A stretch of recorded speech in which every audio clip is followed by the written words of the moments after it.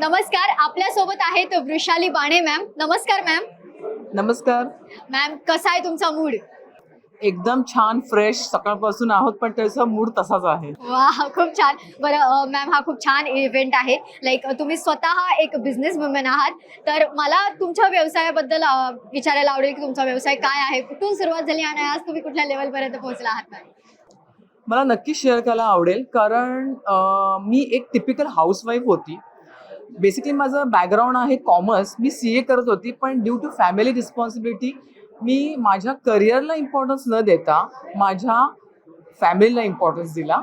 आणि नंतर मग ॲट द एज ऑफ 35 मला असं रिअलाईज झालं की नाही, मलाही कधी करायला हवं, कारण ॲज अ हाऊसवाईफ हा लेबल मला नको पाहिजे होता.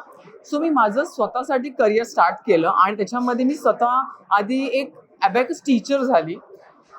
थोडे दिवस थोडा टाईम बाहेर द्यायची. नंतर मग मी एक हर्बल लाईफ डिस्ट्रीब्युटर झाली. पण नंतर ते करत असताना माझं स्वप्न असं होतं की why should I promote American products. मला इंडियन काहीतरी हवं होतं, जे नॅचरल आहे, सस्टेनेबल आहे आणि जे इकॉनॉमिकल आहे. सो त्याच्या शोधामध्ये मी होती आणि सॅटर्डे क्लब ग्लोबल ट्रस्ट जो एक बिझनेस प्लॅटफॉर्म आहे, तिथे मला 7.4 या कन्सेप्टचं इंट्रोडक्शन झालं लॉकडाऊनमध्ये.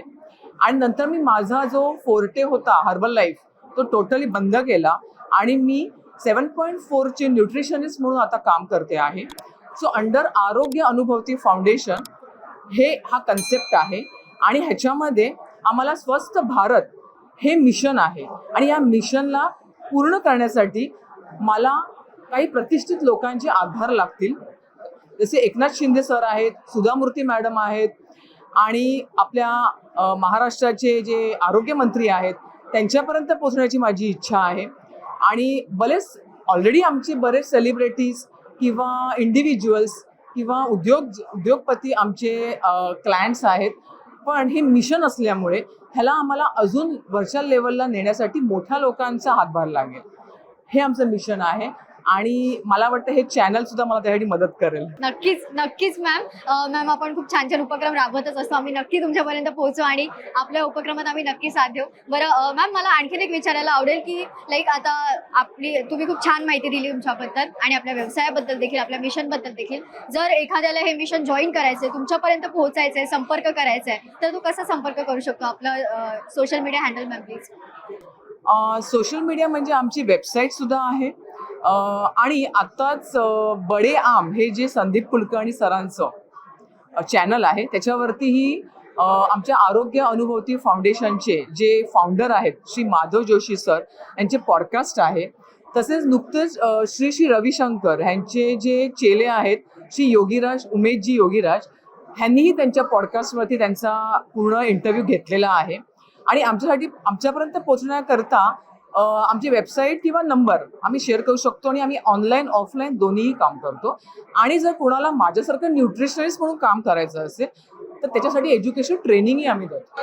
खूप छान मॅम. त्या ट्रेनिंगसाठी कसं करता येईल, काय त्याचे स्टेप्स काय असणार आहेत मॅम? त्याचे स्टेप्स खूप इझी आहेत. फर्स्ट ऑफ ऑल तुम्हाला तुमच्या हेल्थवरती काम केलं पाहिजे.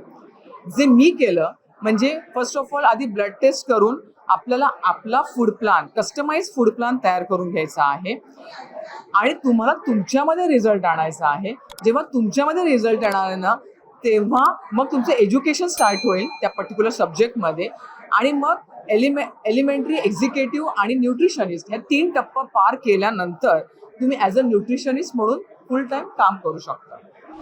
खूप सुंदर मॅम, खूप सुंदर. Thank you so much ma'am. बरं, मराठी मूड सोबत संवाद साधल्याबद्दल थँक्यू. तुम्हाला कसं वाटलं मराठी मूड सोबत संवाद साधून? खूपच छान वाटलं आणि तुम्ही मला ही संधी दिली या चॅनलवरती बोलण्याची, माझा बिझनेस बोलण्याची आणि मराठीबद्दल बोलण्याची. याच्याबद्दल मीही खूप तुमची आभारी आहे. Thank you so much. Thank you so much ma'am. Thank you.